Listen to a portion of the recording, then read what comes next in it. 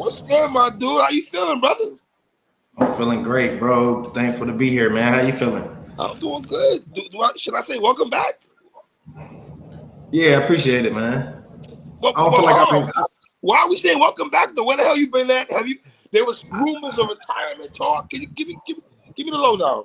No. Yeah, I mean, I don't think I've been gone that long, but in battle rap, everything happened so fast. It seemed like I've been gone like a really long time. But I had the 2-on-2 with Trez in January.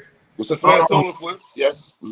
Yeah, so like, I mean, ultimately, I needed time to grow as a man. I needed time to step away and reevaluate life.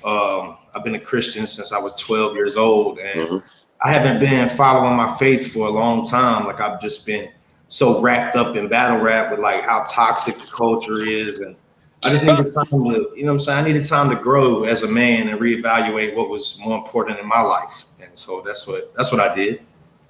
Was it therapeutic for you? Absolutely. And what did you find about yourself? Maybe enlighten us. The 5-6 months you've been gone. I mean, Yeah. what have you learned about none of the man himself?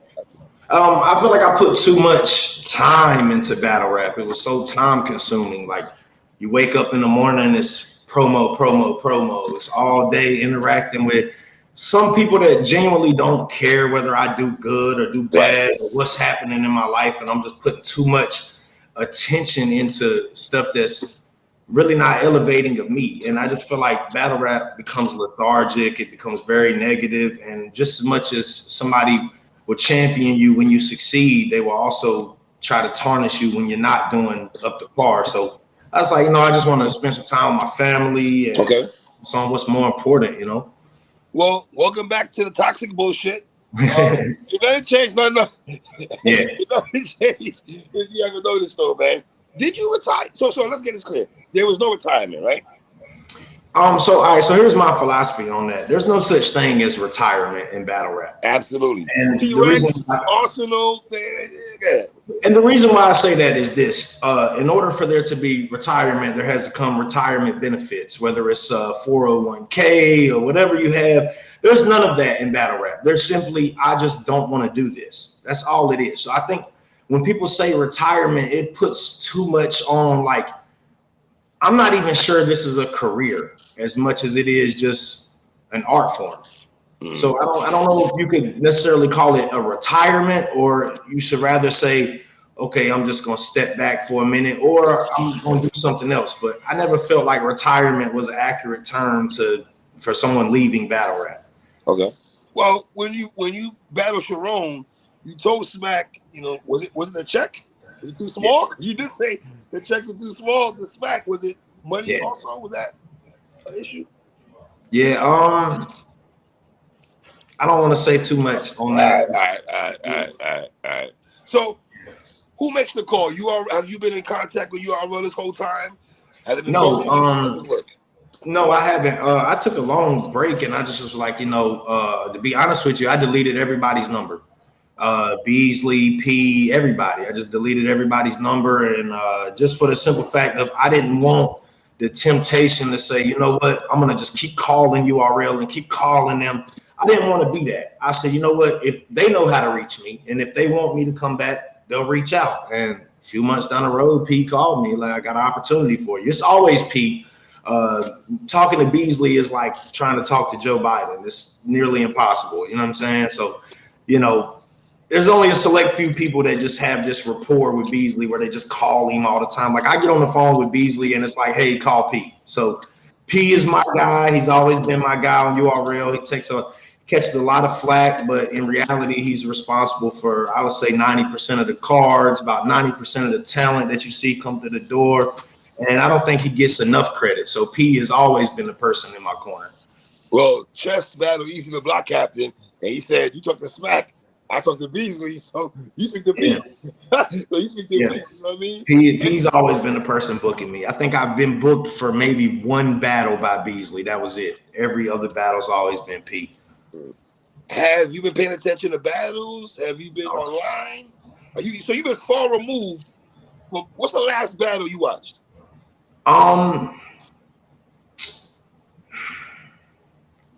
The last battle I watched was A Ward and Vixen. Okay. And I was Wow, just, that's I just February. was curious to see it. Okay. Yeah. And your thoughts? Amazing. I think A Ward is a perennial talent, one of my favorites. So, Yep. I thoroughly enjoyed that one. But honestly, three, like my issue with battle rap is it's becoming very redundant and simplistic as far as lyricism goes. It's a lot of the same trendy buzzwords that get used over and over again, and they get reaction. I think we've alleviated the art of being a lyricist and stepping outside of the box to be a creator. It's almost like, let me fit the norm of this is what battle rap sounds like. Let me do a twerk impression, a nitty impression, and that's the mold. And I never liked battle rap for that. I've always liked battle rap for the creators, the authentic writers, the ones that step outside the box and say, I'm not going to sound like what battle rap wants me to sound like. I'm going to rap because I have a talent, and I'm going to sound like Nunn. I'm not going to sound like everybody else. You know what I mean? So when did you get the battle rap itch to want to come back? Was it a phone call, or was it you been waiting for the phone call? Or was it you just always? What made you want to come back? To be honest, the money was number one. I'm not gonna lie. We all getting to a point where we need a little extra cash here and there. Why is that? I'm gonna cut your wisdom off. Why is that a bad thing if somebody says they came back to get some bread? They make it sound like it's the worst thing in the world if you want to come back with some bread. Why? Well, because people make it seem like you don't care, or it's like he's only doing it for the money. But I don't know anybody who steps into any line of work and says, I'm going to do this not to make money. Like, I just don't understand that. But for some reason in battle rap, when you say money is the motive, it's like, he don't really care about it. He's going to give us 3 rounds of filler. And it's like, nah, that's not where I'm at all. It's just, but I'm not going to sit here and lie to you. That's definitely number one. For sure. So after the 2-on-2 battle with Chef Trez, did you know that you were going to take a hiatus for a while? Did you know that? Yeah, I pretty much had felt that way for a while. So, like, contrary to belief, a lot of people think battle rappers are just like financially stable and that we just have all these assets available through battle rap, and it's really not true. And I just started thinking more financial security, and okay, battle rap can't be the number one source of income for me, which it was for an entire year. And that was a very difficult year for me. So I just say, I need time to reevaluate life as a man. I need to step away from being Nunn and be Lance Nunn for a while and get some life things in order. Well, am I right? 4 months ago, you battled some cat Showstopper? I'm sorry, say that again, bro. Your last battle, wasn't that against Showstopper? Yeah, it was. It was a small league battle, yeah. Right. So talk to me about that battle. I watched it the other day. I watched the last battle. In fact, I watched that battle. Talk to me about that battle, because that was really a last battle. It wasn't the 2-on-2, right? That was really a last battle, and I mean, no disrespect to the league, but it was a cash grab. Jackson City Battle League. All right, shout out to them. Right. I've never choked in a battle in my career until that battle, which was kind of shocking.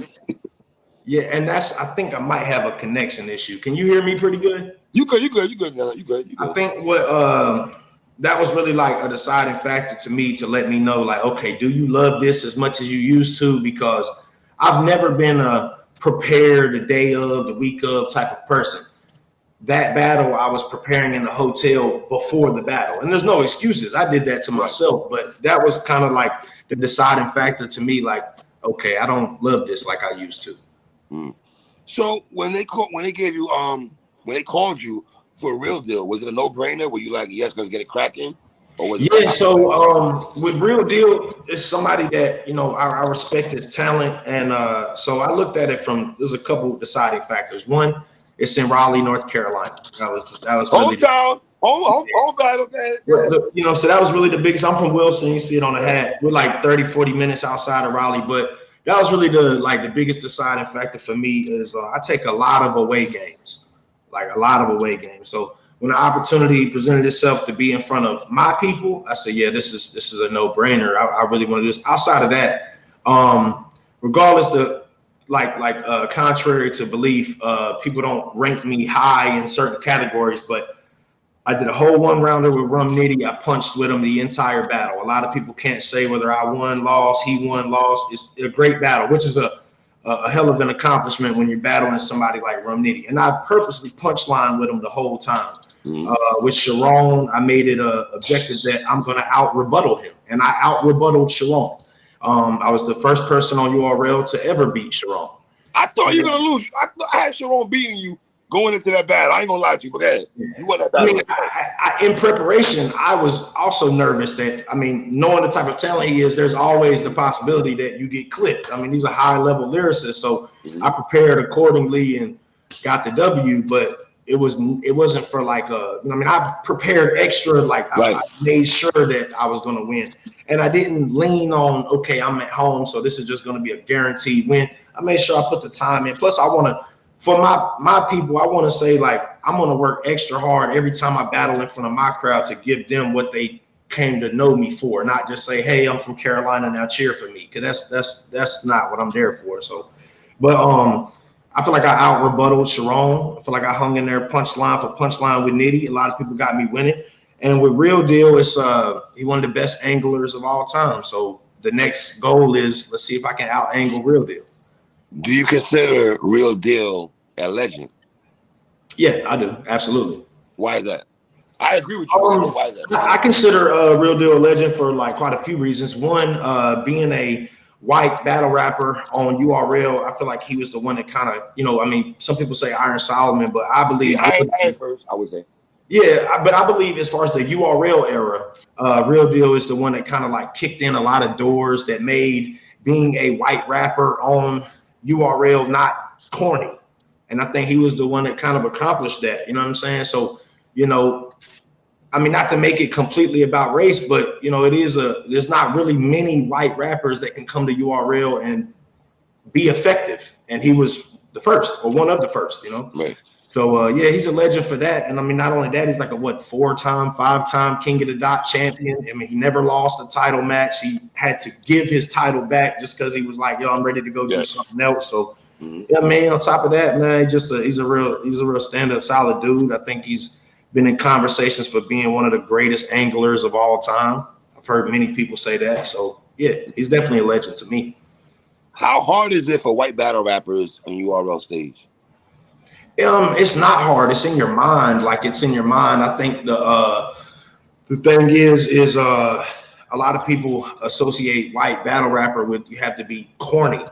And like, if you look at people like me, like Real Deal, like Big K, like Blue Easy, like Mike P, right? Yeah, like we've broken that mold of, no, you don't have to be that. You can be a lyricist. You can be street-esque. You can have other elements to you. You don't have to fit this, hey, I'm the white guy, look at me. You don't have to be that. And we broke that mold. And I think like people started to realize, like, okay, like it's really not about being white. It's about just being a talented rapper. And I don't want people to grade my talent on a curve because I'm white, but I'm not also going to lie and say that it doesn't play into it. It does play into it. Right. Right. Is it offensive to white battle rappers when leagues want to, especially URL, when they want to book a white guy versus white guy? You guys get, I know I used to get offended by that sometimes. So this is my theory on that too. It's not even a theory. I feel like I'm the one that made that cool. Personally, before me versus Sharon, that was really the topic was, man, we don't want to see two white guys battle each other. Here's my thing. Smack created the battle rap culture as we know it today, right? So anything that happens outside of that is a spin-off of what he created. So battle rap is black culture. Absolutely. So if two white guys can go battle on a league with a white league owner and nobody turns their nose up to that, then why can't two white guys come to the league that started it all and be just as successful, if not even more successful? The reason why is a lot of white guys don't fit the mold of what URL wants to see. Okay. But I don't fall into that category. Mike P don't fall into that category. Louise, Real Deal. There's exceptions to the rule. So me personally, if two white guys can battle on King of the Dot and everybody's fine with it, then where's the issue with it happening on URL? Why is it a I got you. You know what I'm saying? I don't even know the word to use, but why is it like a thing of, oh, they're both white? But you'll go and get a king. You'll go to a King of the Dot event where it's mostly white people on the card. You'll cheer. You'll have a great time. But when it happens on Smack, now it's a problem. I don't understand that. You know what I mean? You know what's So funny though? Carolina has breeded a lot of white battle rappers. You, Blue Easy, Joe. yeah, That was Anderson Burroughs, right? yeah. Yeah, yeah. Listen, man. Are people sleeping on this battle? I see mixed emotions about you and Real Deal. I see some. I'm gonna be honest, bro. I don't have social media. I deleted all my social medias. I'm not in tune to what people say or how they feel going into the battle. And the reason why is none of that is productive for the elevation that I'm trying to reach. All I can do is bring you a product on that stage. You like it or you don't like it. There's been many battles where people have seen my name and said, "Oh, I'm not interested in this battle." Then it end up being battle of the night. Facts. You know what I'm saying? So the talk and the hoopla of who's what, and like, listen, people like what they like because they're trendy. They like what's trendy to like. You never know what somebody's gonna say. You never know what I'm gonna do. I'm liable to go viral all 3 rounds, and then you got to eat your words because it was like, man, I didn't expect him to do that. And I've been known to have that adverse effect on the battle rap culture my entire career, where you're not excited to see me, then afterwards it's like, man, Always. Does it make you feel like you got to prove yourself? But every time we see you, you give us a good, whether win, loss, or draw, none that's gonna fight. None that's gonna give us material. We're like, yo, that was fire. We're not leaving a Nunn battle saying he was trash, he was garbage, getting off the effing stage. There's never a conversation with you like that. Yeah. But do you feel you still got to prove yourself? Yeah, I do. And the thing is, I actually embraced that role. At one point, it bothered me. At one point, I was like, man, I want to be a top tier. Why am I not considered a top tier? But at this point, I'm 31 years old now. At this point in my life, it's, God put me in this position for whatever reason. So maybe I'm the type of person where I don't need to be comfortable. I don't need to feel like, oh, I could just do whatever. I could walk out there, take my coat off and get a reaction. I don't need to be that person, because if the type of person I am, if that type of privilege is just granted to me just for simply being there, I'm going to become lazy. My talent's going to come redundant. So I actually embrace the fact that I always have to prove myself, because that's going to push me to bring forth the best material I could possibly bring, because I know what type of stigma is on me. It's none. But that motivates me to be better than I've ever been. So I actually embrace it, and I hope that it never changes. I hope that I'm always the guy that's got to prove himself. Do you have, preparation wise, do you have to go back to Real Deal last battle, see what he did, and is that how you prepped, or how's that work for you? Like, so with Real Deal to me is a person where you can't really prep based on what he said to other people. He's very direct, and he crafts his material specifically for his opponent.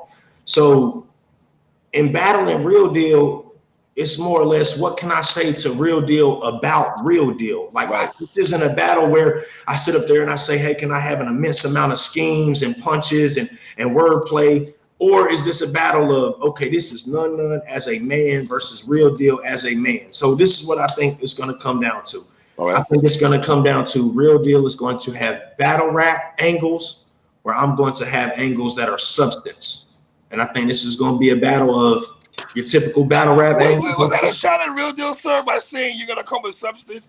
Are you saying he's not going to come with substance, sir? No, he's going to come with substance, and he's capable of being amazing.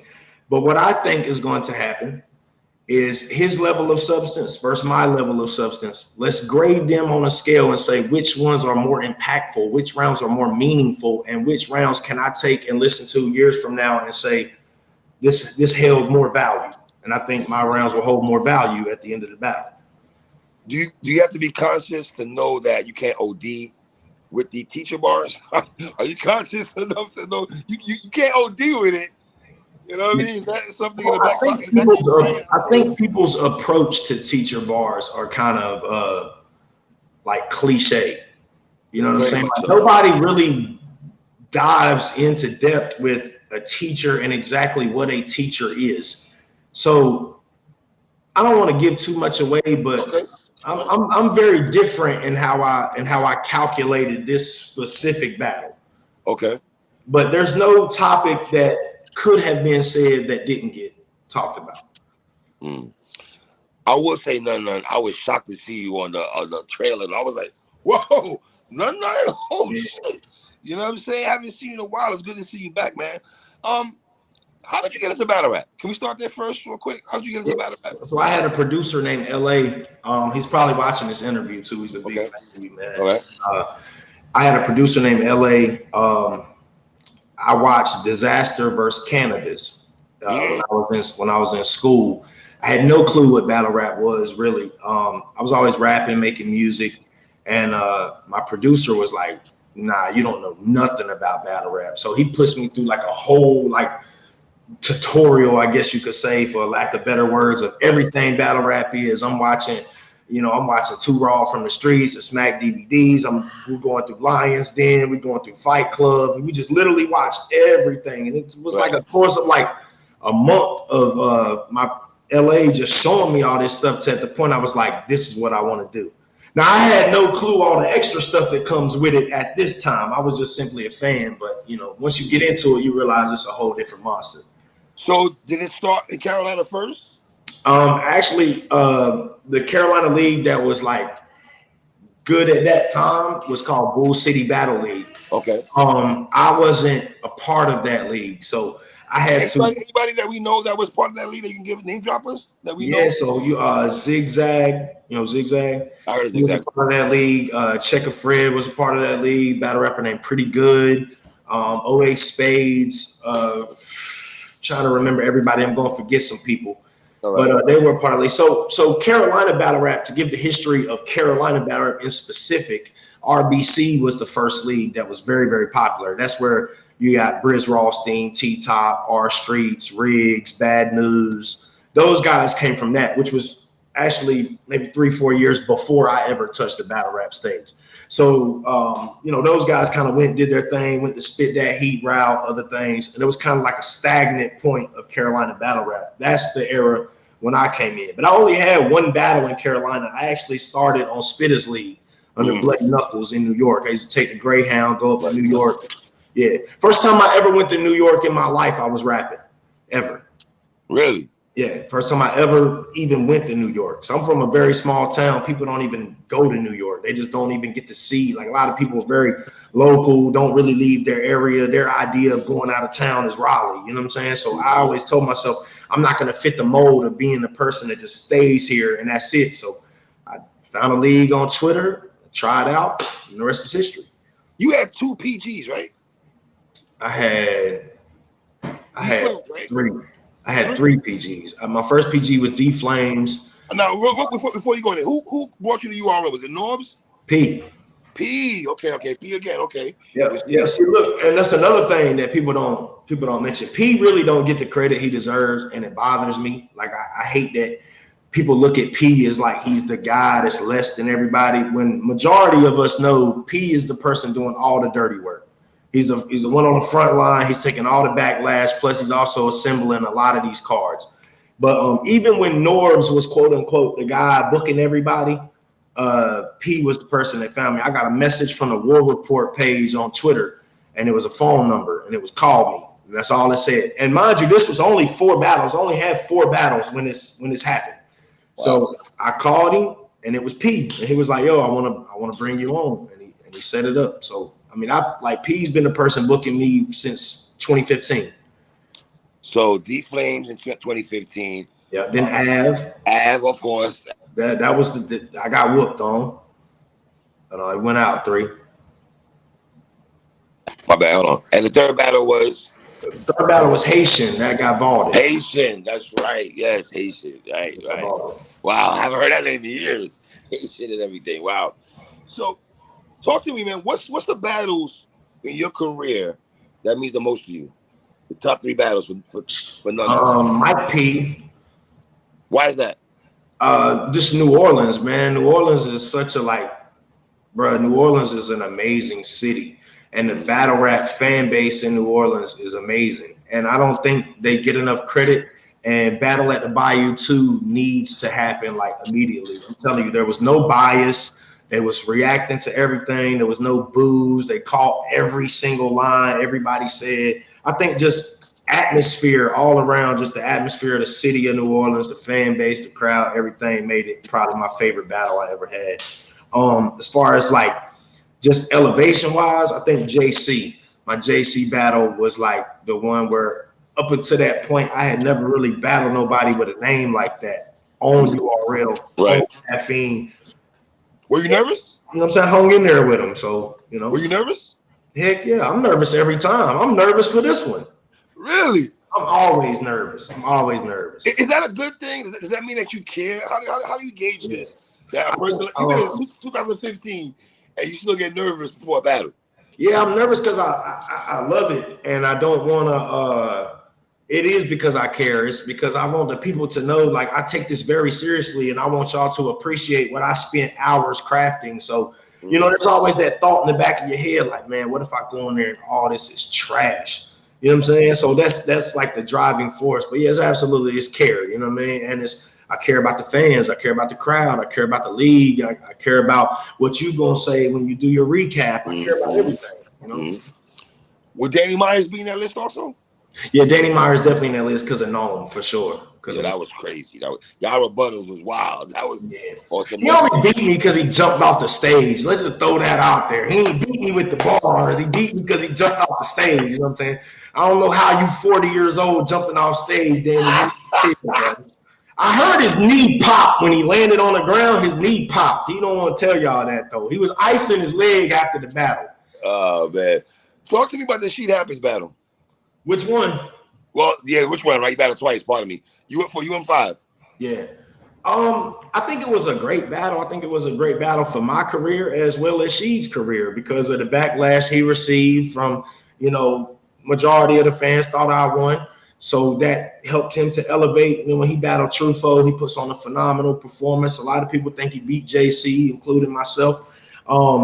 You know, so I think Sheed's a perennial talent, man. He's great for marketing, exceptional clothing line. I'm happy to be a part of the history so that way, you know, Sheed Happens is getting, you know, the respect that he deserves. But that's my guy though, man. I greatly appreciate him. I think the controversy between me and Sheed Happens helped his career as well as helped mine because immediately after that, I got known. Okay. You know did you get cheated in that battle? Yeah, of course I did. Mm-hmm. Were you just like was there a party that wanted to quit after that and fall back after that? Nah, I was actually like trolling everybody. Like it was fun. Like I was able to talk smack with Calico. I ain't never get that opportunity, so that was kind of cool. I got known after that, so you know what I'm saying. And really, like Sheed is really like one of my favorite battle rappers ever. So when I first called him out. He's gonna laugh when he see this. His name always get mentioned. I mention his name in rounds every time. I ain't say it this time, Sheed. Don't be mad. I ain't say your name this battle. But yeah, I'm really happy for Sheed. I always knew that he was gonna be who he turned into, and I think the sky's the limit for him too. What about Midnight Madness? Talk to me. You're a Snake Eyes.